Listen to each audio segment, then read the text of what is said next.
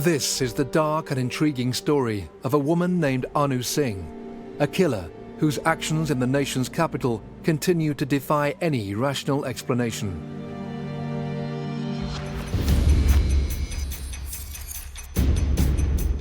You could not have written a more bizarre story.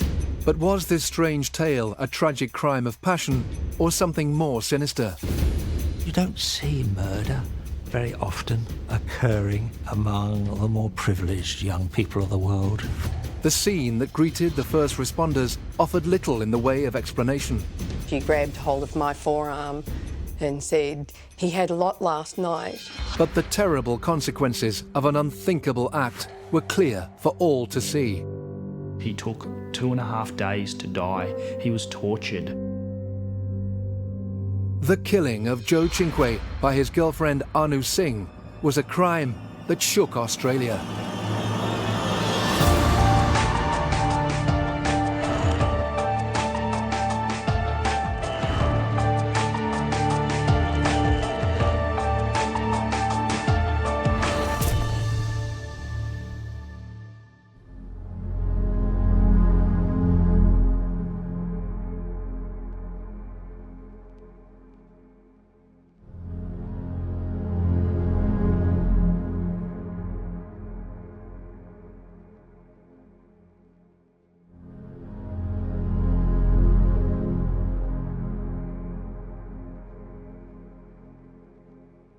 In October 1997, Anu Singh was a young law student at the Australian National University. But her life was about to unravel. She would go from an intelligent, aspiring lawyer to a defendant on trial for an unusual and calculated murder.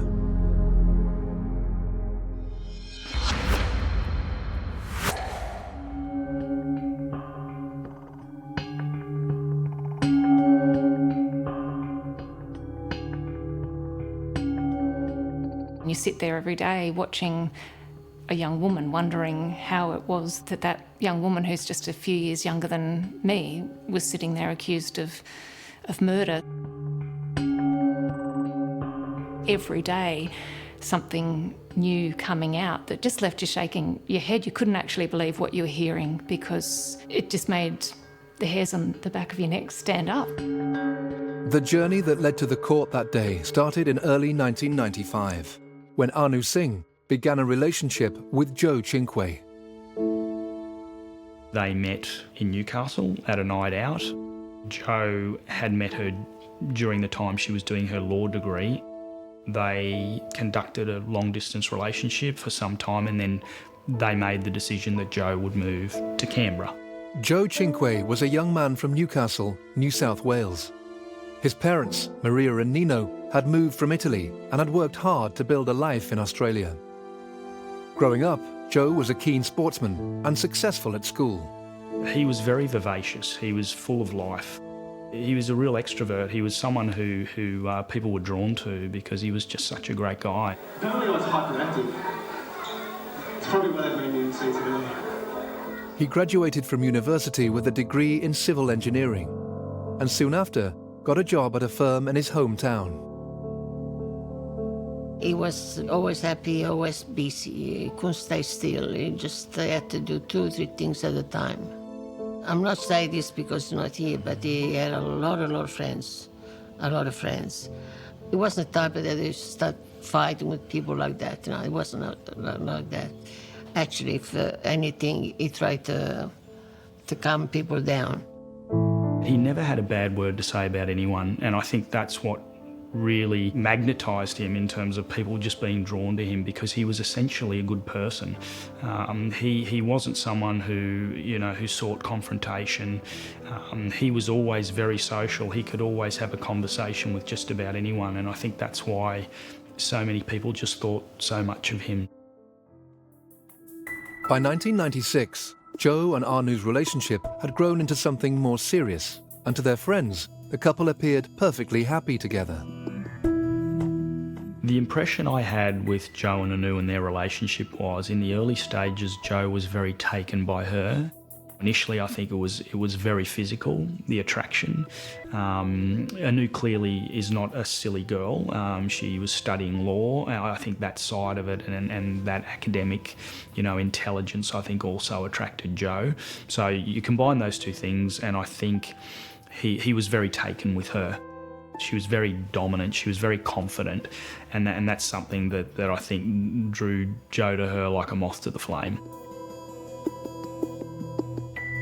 Anu Singh and Joe Cinque had been in what seemed to everybody to be a really loving relationship. Well, certainly that Joe Cinque was in love with Anu Singh. However, as time wore on, friends and family began to notice that the relationship was perhaps not all it seemed to be. The first time I met Anu was at a dinner. The impression I had of her was she was a strange girl. Conversations that we had during the dinner were about the afterlife. Do you believe there's an afterlife? What exists after this world, which is all well and good, but she also spoke about things such as her previous relationship and how intense it was with her previous partner to Joe. She said they were so close, it was almost incestuous. I didn't know how to react to that. It certainly seemed odd to me, and it was clearly odd to Joe as well, but he said nothing, but it was clear that he was uncomfortable. She just struck me as someone who was looking for a reaction, someone who liked to shock and make an impression. He really did seem dimmed by her. She was always in the foreground, leading the conversation, leading very strange discussions at times, and Joe was always in the background. And this was not the Joe that I knew, that I grew up with. When Joe met, I call the devil because she's worse than a devil, he wasn't himself anymore. She demanded too much of him. When I was talking with my son, she was talking somewhere else. Soon she saw my son, Joe, was talking to me, she come and grabbed Joe from his back and started to talk, kiss him, this and that. But not only once, maybe 4, 5, 6 times. We had a lot of argument on the phone because every night Joe come back from work, I made sure that the food was on the table to eat. We sit on the table eating and talking. And she used to call 10 minutes after we eat, and he stopped eating and talked to me for 1 hour on the phone, every night. Then I started to get very upset about that. Quite a few times, I went to that phone and I said, look, we eat at 6 o'clock in this house. Can you please ring at 7? Let him eat, and then you can talk all night. Joe changed very quickly when he started dating her, just due to her dominant personality. He either had to submit or he would never have survived 3 weeks with her. And that's what he did. I believe he changed in order to be with her because he really wanted to be with her. With Anu studying in Canberra and Joe living over 400 kilometres away in Newcastle, the relationship was becoming strained. After months of pressure, Joe finally relented and moved to Canberra to begin a new life with his girlfriend. We didn't want him to go there. We were so upset. We didn't want Joe to go down there. I was very angry with him. I said, why you want to live? You got your family, you got your friends, your job here. If Joe Cinque hoped the move to the capital would appease Anu and mend their frail relationship, he was wrong. Anu's personality was becoming more and more difficult for him to deal with. Anu Singh came across as a young woman who craved that attention from Joe, and that she was creating a drama in her own life that she could be the central character of, and Joe was feeding her need for attention. He was feeding her with compliments. He was feeding her with reassurance. But as time went on, she needed more. She had to up the stakes in the drama, because was Joe getting to a point where he wasn't buying into her drama anymore? Was he getting fed up with having to constantly be there to make sure she knew she was beautiful. And how many times can you say that to somebody before you get fed up with it and you get tired of it? You want someone to get help, but they won't. Not long after moving to Canberra, it seems that Joe was beginning to question his relationship with Anu. He was growing tired of the emotional roller coaster that was their life together, and he was making plans for a future without her. I caught up with him probably 2 or 3 times in Canberra, and the last time I caught up with him, he had just bought himself a new car. He had a real spark in his eye over the car, but I also got a sense that maybe there was a new chapter opening up for him, that he was starting to feel more positive about things. He had made a decision that within himself that it's time for me to go. Buying the car was a part of that, and it was an expression of that, and Anu knew it. That's what I believe. And when that paradigm shift came and she understood it was coming, that's when she decided to do what she did. Less than 3 months later, Joe Cinque would be dead.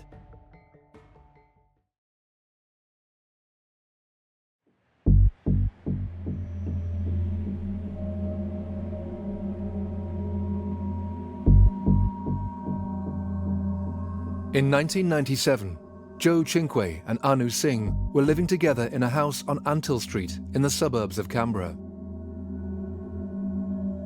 What started as a fiery and passionate relationship had turned sour, largely as a result of Anu's increasingly odd behaviour, as she developed a series of bizarre obsessions with her health. She was a very accomplished law student. She'd been an excellent student in high school and yet had laboured under a burden of mental health problems for years.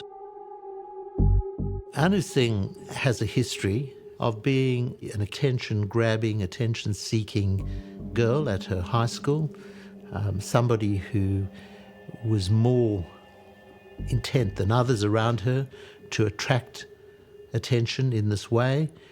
She was focused on her physical appearance. She has a history of struggling when she left the environment of her hometown and went to university in Canberra.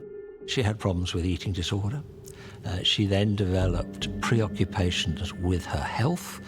She began to believe that she had terrible diseases, her insides were rotting. At one point she was convinced she had AIDS. So she develops this sense of dying and falling apart, which is part of a depressive illness. She believed that she had a debilitating disease and that Joe, because he had suggested that she take Ipecac, which was a drug that induces vomiting, that she believed that Joe had caused issues with her health. Ipecac is a drug that helps you shed weight. At the time, Anu claimed that Joe had suggested to her that she take Ipecac because she was constantly complaining about her weight and that she was overweight. For me, this is completely and utterly incongruent with Joe. Number one, because he never took drugs, and number two, I'm sure he didn't even know what it was.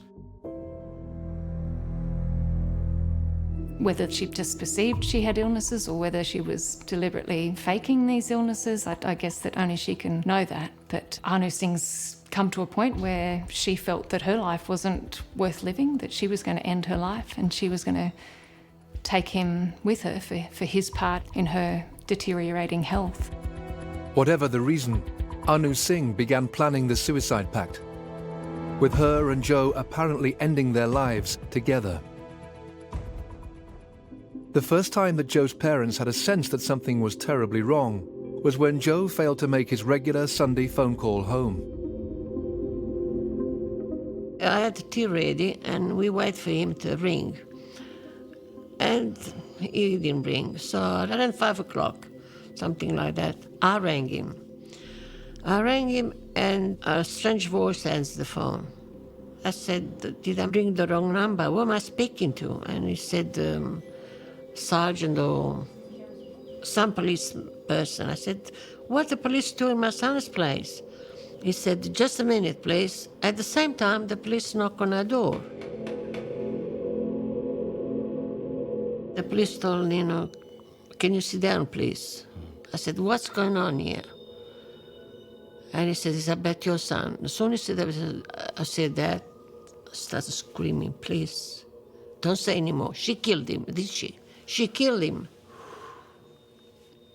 Straight away I knew she did kill him. I started screaming, please don't tell me it's not true. It can't be true. That's when I knew it. It was a nightmare. Hasn't stopped.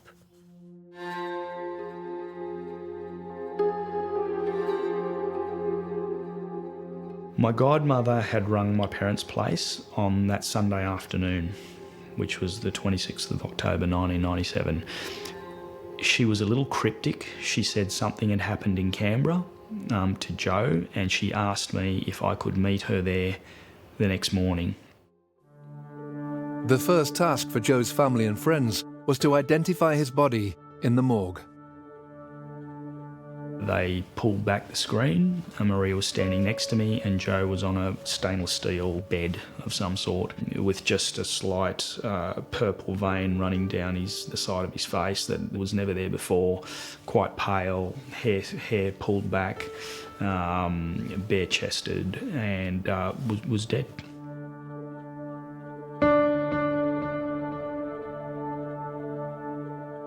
Maria collapsed into my arms. I had to hold her up. She literally collapsed the moment she saw him. We were there for, 10, 15 minutes. Seemed like an eternity, but it was probably 10 or 15 minutes, and she was grief-stricken, obviously. He looked like he was asleep. How can you see a child you give birth to, you feed him, you look after him, you bring up a man?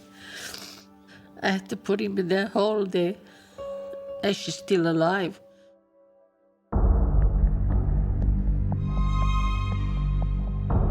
We then went back to the headquarters of the Federal Police, where they started to explain what they believe had occurred.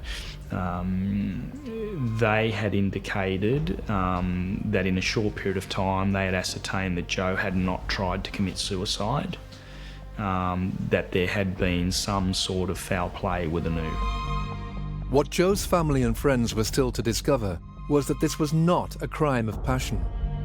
The suicide pact that Anu had been plotting had resulted in only Joe's death, and the evidence was about to reveal that it was a death that had been planned months earlier. She's gone to the National Library, researched books on how to commit suicide. She had lessons in how to inject somebody with drugs. She had gone through friends to find drug contacts. Perhaps the most chilling discovery the police made was that after months of preparation, Anu Singh had invited an audience.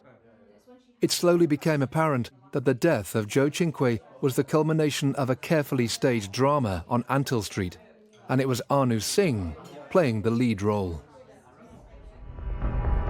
You could not have written a more bizarre story. Who would ever imagine that it's a real life story to say someone held a number of dinner parties to farewell herself and to lead into the murder of a young man? No one could write that. If you wrote it, it wouldn't be believed.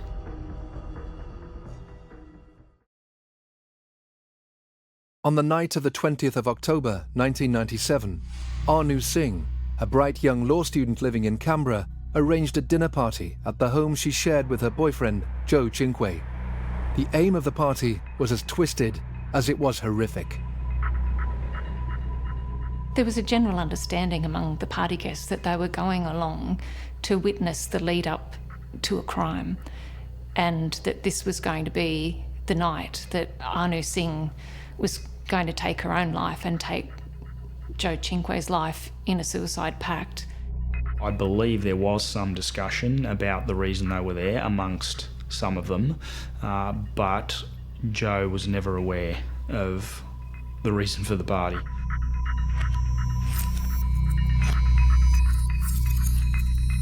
He was simply attending because he lived at the house and Anu was his girlfriend. So as far as I can ascertain, he was not aware of the motive behind the party actually taking place. Anu Singh, by this point, clearly had a reputation among her friends as creating drama. So whether they've come along to the party simply believing that it was all hype and talk and that no such thing was ever going to happen, who knows what was going through their mind. So many people, many of whom were in fact intelligent students at one of the preeminent law schools in Australia, had gone along with her, who knew that she was at the very least planning perhaps suicide, and seemed blasé about that. They seemed, many of them, quite content to see Anu commit suicide and weren't prepared to do very much to stop her, even to talk her out of it. I think the thing that concerned us as investigators was how a culture had existed where people could actually attend a party knowing that a death was going to occur, whether it was by murder or by suicide, and how people thought that it was okay to attend a party knowing that someone was going to die.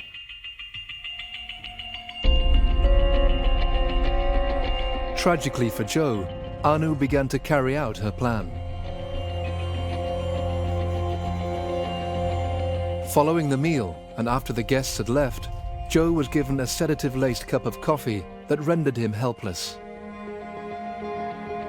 What we learned was that Joe Cinque was in fact drugged that night. He was given Rohypnol, that heroin was prepared and put into a syringe, and that night Anu Singh did in fact attempt to kill Joe.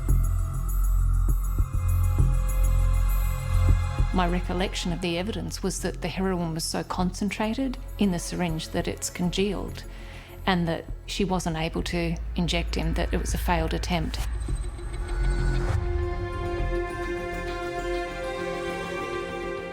Joe Cinque woke the next morning with little more than a severe hangover, an effect of the Rohypnol he had been unwittingly drugged with. The previous evening, Joe and Anu had been surrounded by friends at a dinner party, and all of the guests were well aware of this abhorrent plan. So why did no one intervene?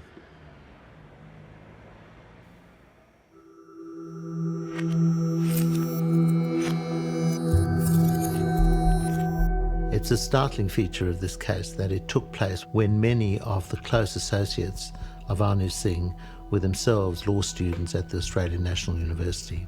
They weren't junior law students, they were quite advanced in their law studies.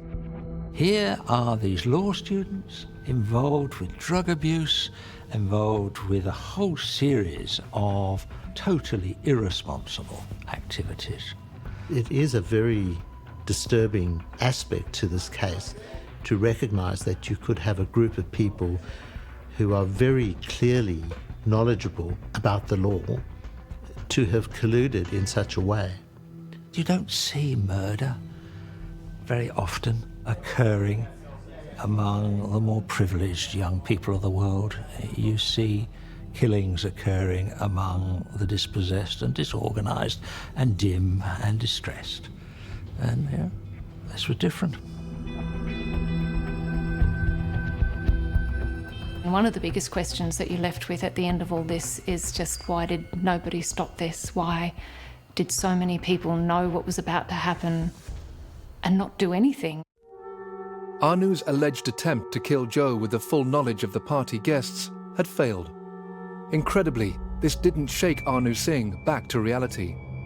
Instead, she prepared for a second dinner party that Friday night, where once again, Joe Cinque was drugged and then injected with not one, but 2 massive doses of heroin. Again, no one tried to stop her.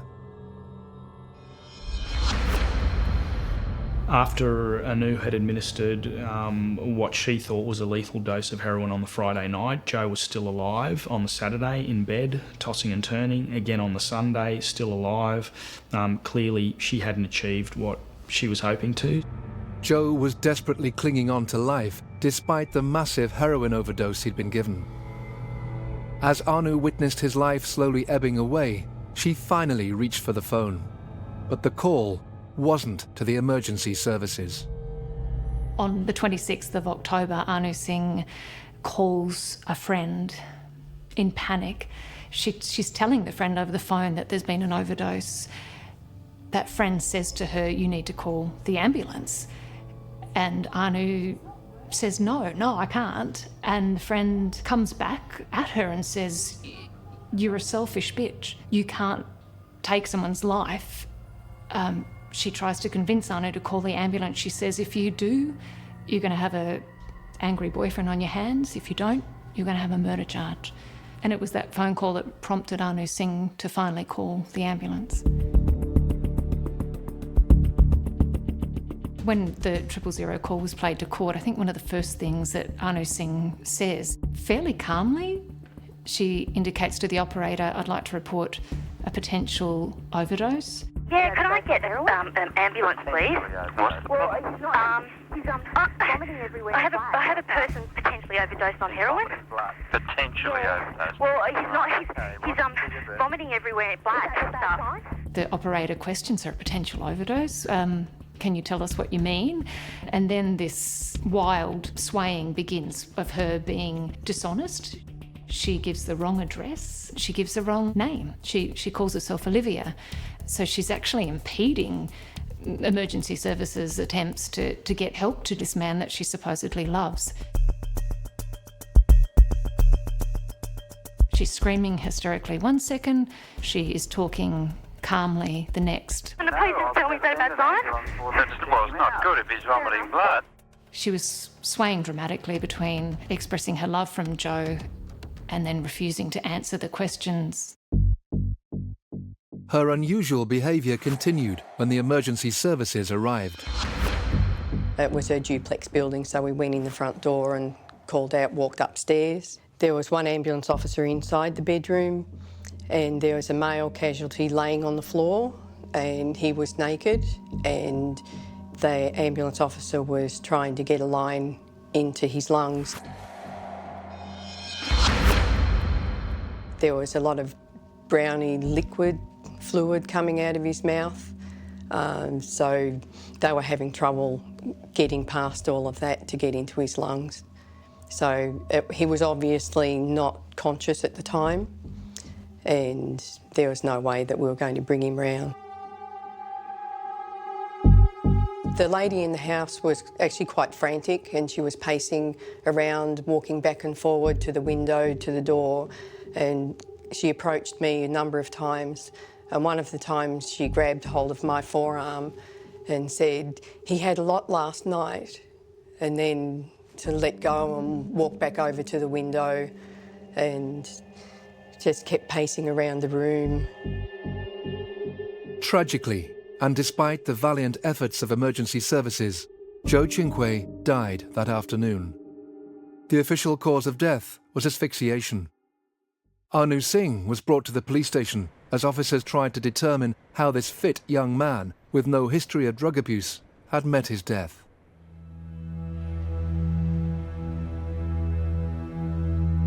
I arrived at the police station, and when I saw Anu Singh, she was dressed in a flimsy white nightie. She was hot and sweaty. I remember her being clingy, sweaty, and she grabbed hold of me and held on to me. She sounded upset. She was asking what happened to Joe and these sort of questions. During this period, she still seemed restless. As the interview progressed and police learnt more about the twisted plan Anu had hatched, more and more questions began to be raised about her story. Talking to Anu about the suicide pact that was to occur, the question was often raised why she didn't continue through with the suicide herself. Why was it only Joe? And that question remains today. And she never really answered that question. There was no real answer to it at all. There didn't appear to me anyway to be any sorrow in her voice. She was at points sobbing, but at no stage do I remember having to give her tissues or anything to wipe tears away. Anu Singh's claim to the emergency services that Joe had died as a result of an overdose was quickly ruled out. She was charged with his murder that very same day. As detectives continued their investigation, an unexpected twist in the bizarre series of events emerged. Police began to realize that someone else could have been involved in the death of Joe Cinque.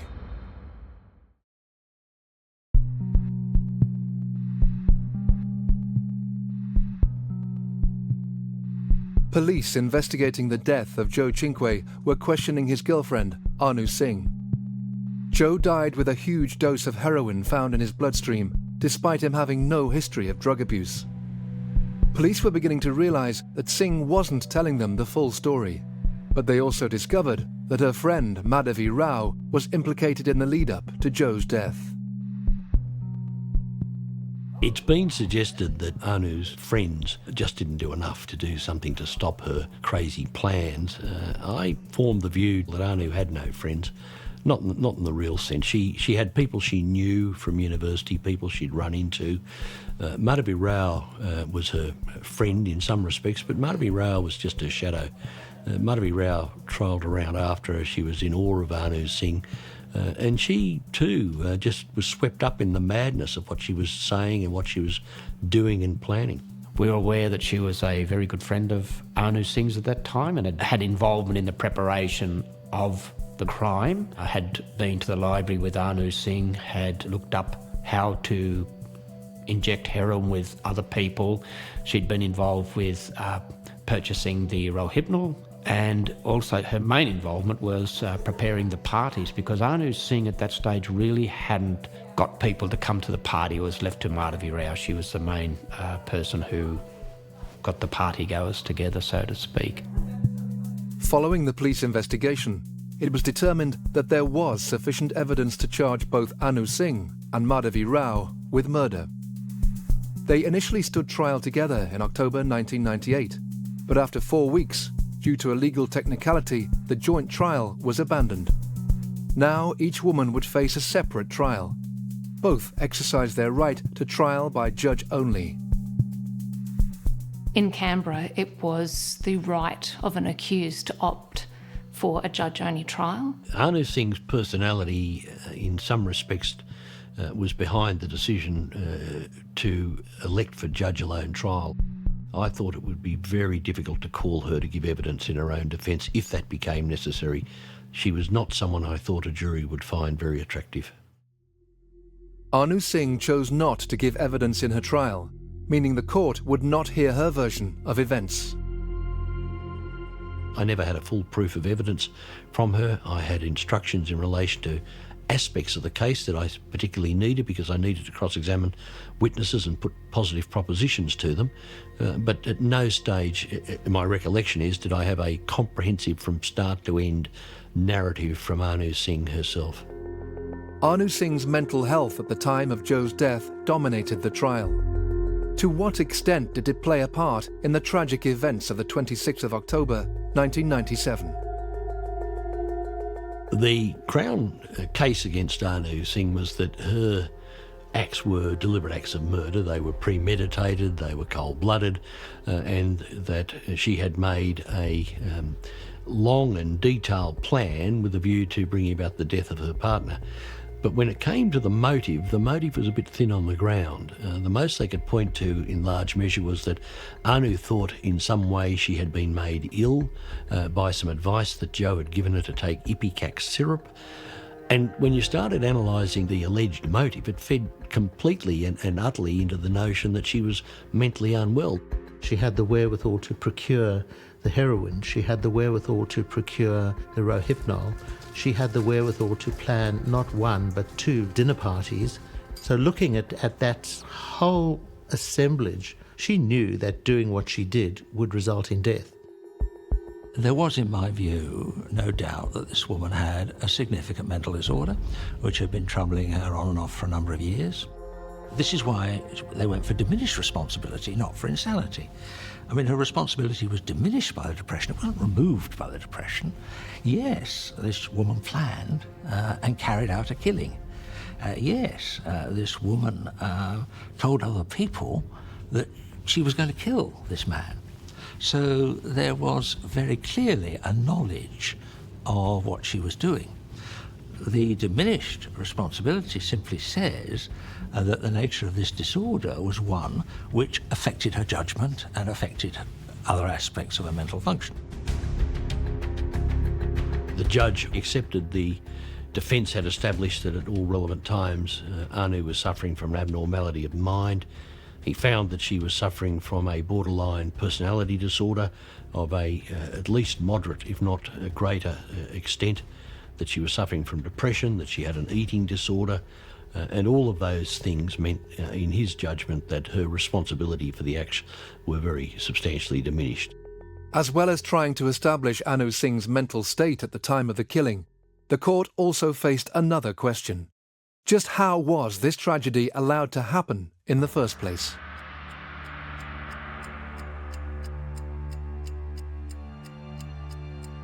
There was a parade of law students from the Australian National University that came through the witness box telling how they had been invited to the party, how that it was not a secret, that it in fact was very open, that a crime would be committed. These people were questioned time and time again, why didn't you do anything about this? And I don't know that anybody ever got a satisfactory answer from any of those witnesses as to why on earth didn't anyone do anything to stop them. Anu Singh appeared to be so open about what her intentions were that it is mind-boggling that it was ever allowed to happen. The people we interviewed that were at the dinner party, majority of them seemed very distant to their emotional attachment to the fact that there was going to be a murder or that there was going to be a death. Nowhere during that whole investigation, except for the Cinques, were there any tears shed. So of all the people we interviewed, of all the people we spoke to who had close affinity to this whole crime, my memory is that not one tear was shed by these people for Joe. Despite numerous witnesses who gave evidence at the trial, the spotlight was never far from the accused. One of the strongest pieces of evidence that sticks in my mind is that Anu had told people that it wouldn't be hard to convince someone that you're crazy, that she had such a good knowledge of psychiatry, that she had a good knowledge of the law, and that if she had wanted to, it wouldn't be hard to convince somebody that she was insane. We were so close to Anu Singh sitting there when confronting evidence was heard. She would put her head in her hand. You could see her shoulders shaking, and then you would see her look around and look at you as if to say, are you watching me? Can you see me crying? On the 23rd of April, 1999, Anu Singh was found guilty of manslaughter on the grounds of diminished responsibility. Justice Crispin delivered a sentence of 10 years, with a non-parole period of 4 years. Given the time that she had spent behind bars during the trial, she would serve just 18 months. To the family and friends of Joe Cinque, it was a devastating outcome. I started to cry, I want to kill her. I really want to kill her. The moment that the verdict came down, there was an eruption. There was an eruption, and it was Maria Cinque and it was Nino Cinque, who rarely spoke. Just spontaneous explosion of hatred aimed at Anu Singh. I know sometimes from someone who's not used to this, they say, well, she planned it, she talked about it. Clearly, this is an intentional act. Yes, it is. Clearly, there's no excuse for that. But the law says, and I think rightly, that if you're significantly mentally disordered, such that if you hadn't been mentally disordered, you almost certainly wouldn't have committed those acts, then that does diminish your responsibility. Someone who has sat there and premeditated, planned a party, how anyone could look at those set of circumstances and judge that to be diminished responsibility is beyond me. I'm not a judge, I'm not a lawyer, but to me, that was premeditated. Is she sick in the head? Absolutely, she's sick in the head, but she knew exactly what she was doing, and given she knew what she was doing, she should pay the price. When we heard the sentence, we thought it was a joke. 10 years and probation 4 years. Are you joking? You get for a dog, you get that long. He's a man. He was 26 years old. And he would live another 60 years for sure, and you give 4 years to her. What kind of we scream and scream, and we couldn't believe it. And the police next to us said, that's the way it is.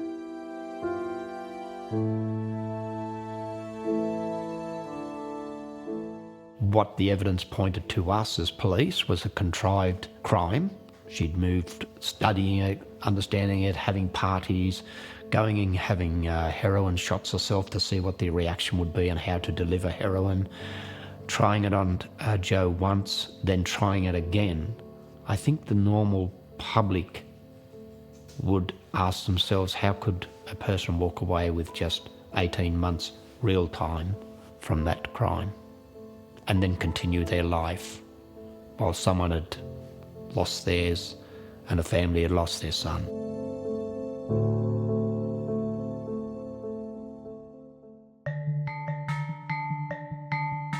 Following the completion of Anu Singh's trial, it was the turn of her friend and alleged accomplice, Madhavi Rao, to face justice. She was represented by Lex Lasry QC, and Lex raised technical legal arguments why Madhavi could not be guilty as an accessory or someone involved in Anu Singh's crime, and that was successful, and she was acquitted. The judge's explanation was that there was nothing that could actually pinpoint Madhavi Rao in the room when Anu gave Joe the fatal injection that killed him at that time.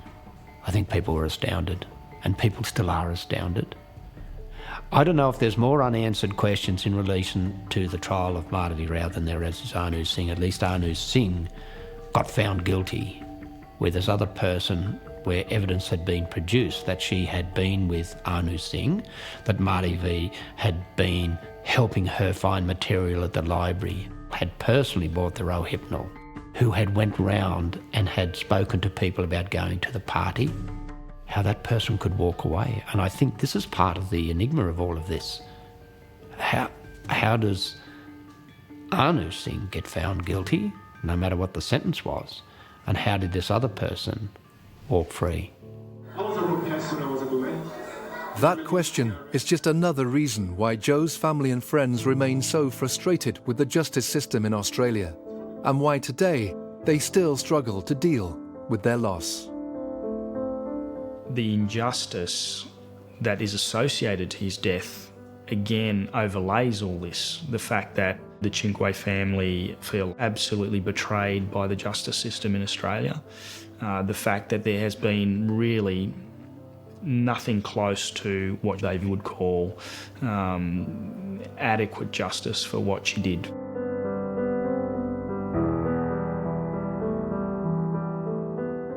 With Maria, what a lot of people don't realise is that she lost a child at the hands of someone she invited into her own home and embraced as potentially a daughter-in-law. She cooked for this woman, you know, an Italian woman, the way they express love is through cooking.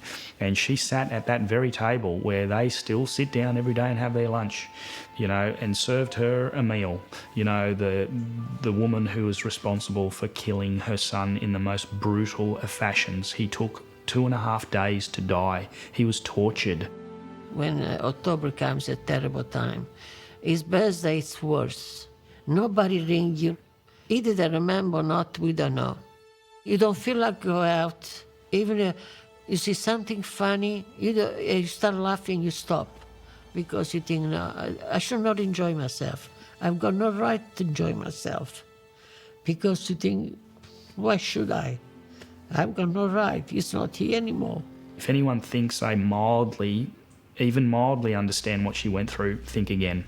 I would ask every mother out there to think about their firstborn son being killed by their girlfriend, a woman you invited into your own home, and taking 2 days to do it. No one can understand what she's been through. No one. I don't care what anybody says. No one can understand it. You have to go through things like that to understand. People tell you, understand. No, you don't understand until you go through. You don't know how bad it is losing a child. He was a person. He was my son, and he lived 26 and a half years, and he's not here anymore.